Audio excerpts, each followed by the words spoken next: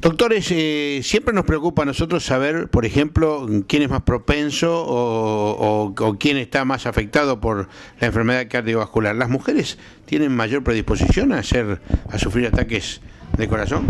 Un tema, una creencia cultural arraigada en la gente, incluso a veces en una época en algunos médicos, a pensar que las mujeres no tienen tantos problemas cardíacos como los hombres. Y en realidad eso es una verdad a medias. La verdad a medias obviamente no son nada confiables. Mientras la mujer no tuvo la menopausia, mientras está su vida fértil, la época fértil de su vida, las mujeres tienen menos riesgo que el hombre. Eso es cierto. Es cierto porque están protegidas por sus hormonas. De todos modos, disminuye la probabilidad de tener un infarto por esto, pero si tuviera factores de riesgos importantes, como ser una hipertensa severa o tener colesterol muy elevado, diabética, puede ocurrir infarto ahora mismo. Pero de todos modos el riesgo es menor que en el hombre, en la mujer, cuando está en la etapa fértil de su vida. Pero llegada la menopausia, esto cambia paulatinamente. Y en promedio, unos 5 o 7 años después de haber llegado a la menopausia, el riesgo de la mujer es igual al del hombre. Tal es así que entre las causas de muerte de las mujeres está como primera causa las enfermedades cardiovasculares, al igual que el caso de los hombres.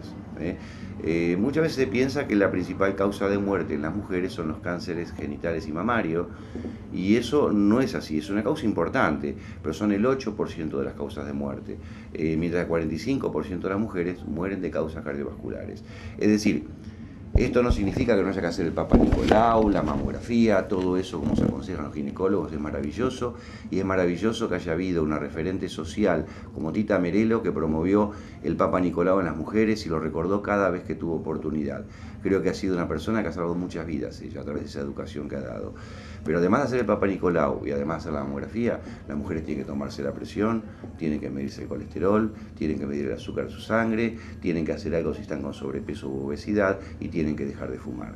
Es decir, porque la principal causa de muerte siguen siendo las enfermedades cardiovasculares, tanto en la mujer como en el hombre. Fundamentalmente, la mujer debe tener en claro que una de las causas de muerte, como dijo el doctor Picarel, es la cardiopatía isquémica. Y la prevención de la cardiopatía isquémica, nosotros decimos que se debe hacer desde la niñez, desde la panza.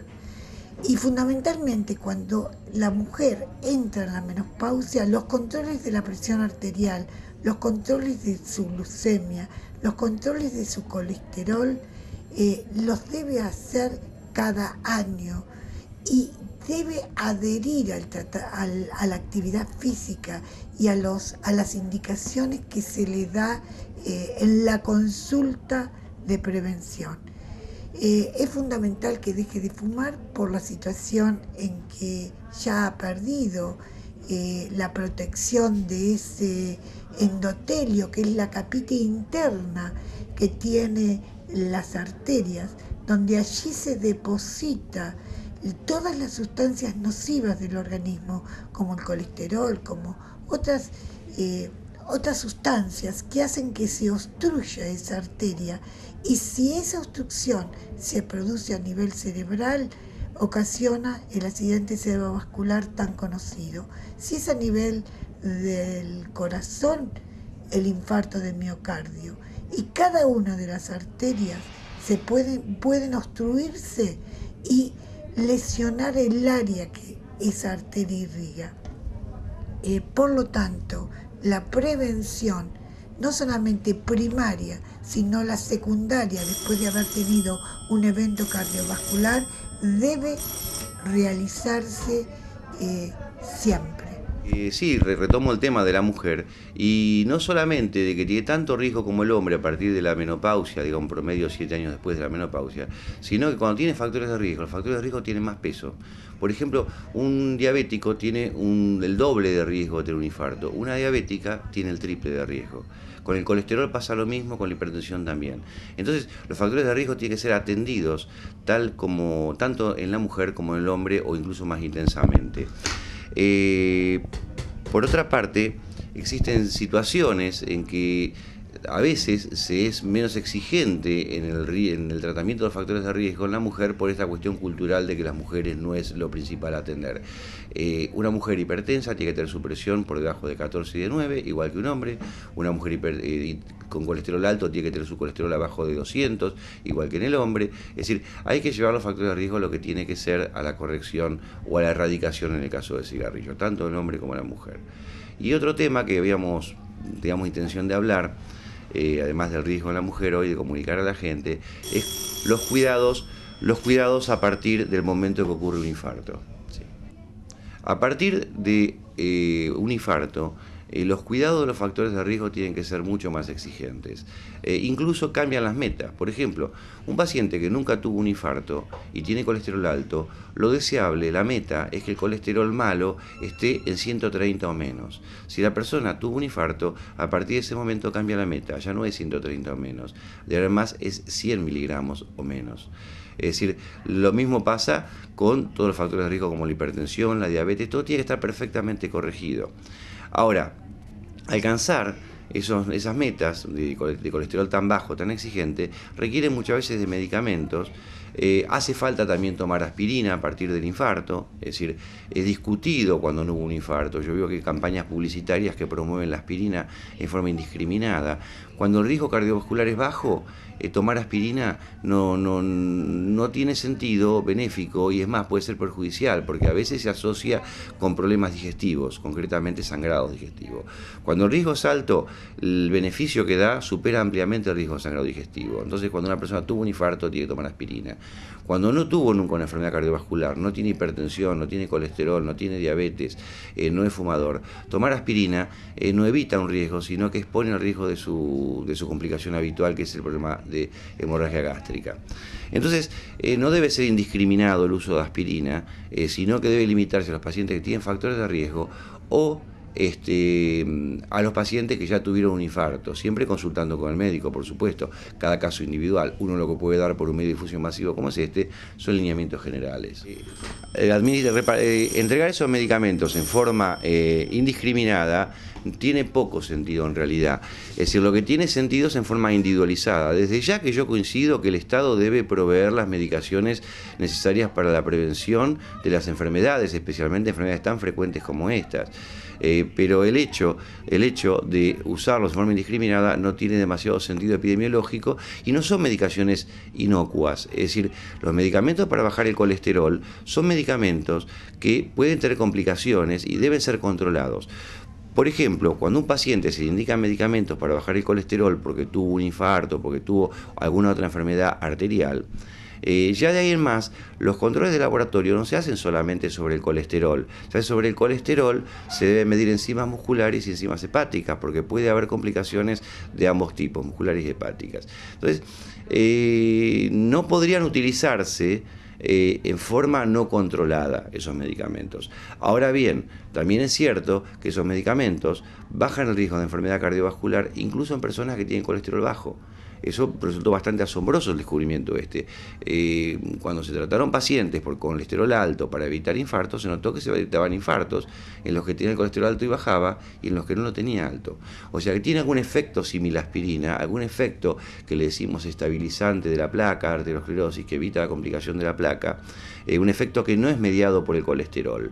Ese efecto sería muy interesante poder aprovecharlo en forma masiva, pero hoy por hoy los medicamentos tienen algún grado de toxicidad que merece ser vigilada, y usarlos sin prescripción médica no me parece algo apropiado. Sí me parece apropiado la cobertura del Estado, porque son medicamentos caros que quizás el Estado, al adquirirlos en forma masiva, no tenga un costo tan elevado como la persona cuando lo paga directamente de su bolsillo. Acá hay que trabajar mucho con la adherencia a los tratamientos y a los cambios de estilo de vida, porque es muy fácil mandar a un paciente a caminar y no darle las herramientas necesarias para que ese paciente pueda usar una estrategia que le permita adherirse. Las ventajas están dadas en que se debe ver estos cambios de estilos de vida como procesos. Y cuando hacemos talleres de obesidad, muchas veces los obesos no tienen la adherencia porque está incorporado el sedentarismo. Entonces intentamos que de a poquito, como proceso, vaya aumentando paso a paso la caminata. Todo sirve, todo suma. Y le decimos, por ejemplo, comience a dar una vuelta a la mesa de su casa 3 veces por día. Cuando pierde el miedo y a darse cuenta que lo puede hacer, solito va a ir agregando paso a paso una actividad mayor. La meta debe ser clara, llegar 3 veces por semana, 40 minutos diarios, pero en forma progresiva.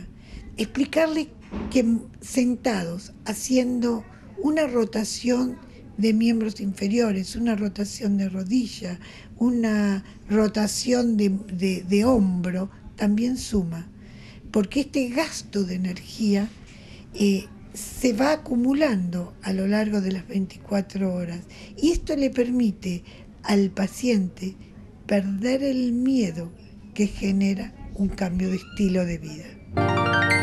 Continuamos en Enfoque Médico, este programa auspiciado por el Colegio de Médicos Distrito 2 de la provincia de Buenos Aires. Ustedes tienen en pantalla a la doctora Analía Rovirote y al doctor Aníbal Picarel. Estamos hablando de algo que usted muchas veces nos pidió, las enfermedades del corazón, la actividad física. Doctor Picarel, usted sabe que yo una vez me compré una cinta y se la terminé regalando a un amigo porque miraba la pared y no me daba ganas de caminar. Ahora camino alrededor, a la vuelta de mi casa, voy a caminar a la plaza. Te da mucha gente que se le indica actividad física o toma conciencia por sí solo de que para proteger su salud tiene que hacer actividad física, compran una cinta, una bicicleta de ejercicios y resulta que después se aburre, porque en realidad, ¿no es cierto?, caminar mirando una pared o pedalear mirando una pared, en realidad termina siendo aburrido y desgastante. Tiene la ventaja al disponer de material de ejercicios en la propia casa, la ventaja de que uno puede hacerla cuando quiere, quizás a la mañana antes de ir a trabajar, si llueve no tiene inconveniente, pero en general yo aconsejo no ponerse en esos gastos y a lo mejor con una vereda en un lugar seguro es suficiente para hacer una actividad física.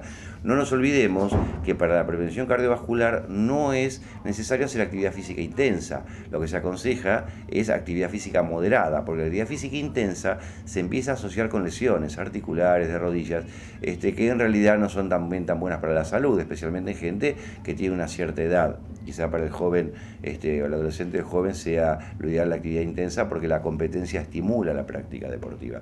Pero en el caso de la persona adulta, la persona mayor, no hay que tomar el concepto de deporte como competencia, como necesidad de superarse o superar, sino la actividad física como consumo de oxígeno, como entrenamiento muscular y adaptación del aparato cardiovascular, actividades más intensas que quizás después pueda expresarse en la práctica diaria, es adaptarse a una exigencia un poquito mayor que quizá la vida nos requiera. En ese sentido, a veces la gente pregunta cuál es el mejor ejercicio, cuál es el mejor deporte, y en general cada médico tiene su corazoncito. El que le gusta el tenis dice, no, practique tenis por la raqueta, lo mejor que hay. El que le gusta la natación dice, mira, le aconsejo 2 horas de pileta todos los días. En realidad, todo ejercicio es bueno. El tema pasa por los gustos de cada uno, porque el ejercicio sirve para la prevención en la medida que pueda sostenerse en el tiempo. Si se hacen 15 días ejercicio y se deja, no sirvió.